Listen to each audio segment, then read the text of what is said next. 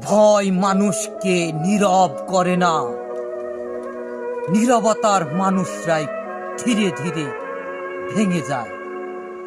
যে সমাজে সত্য বলতে সাহস লাগে, সেই সমাজে মিথ্যাই সবচেয়ে বড় নিরাপদ। আমরা চিৎকার করি না বলে অন্যায় কখনো থেমে যায় না, বরং আরো সাহস পায়। সবাই বাঁচতে চায়, কিন্তু কেউ সত্য নিয়ে বাঁচতে চায় না।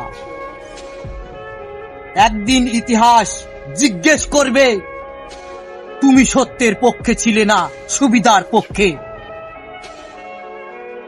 নীরব মানুষরা কখনো খারাপ না, কিন্তু যারা নীরবতার সুযোগ নিয়ে ব্যবহার করে, তারাই সবচেয়ে বড় ভয়ঙ্কর।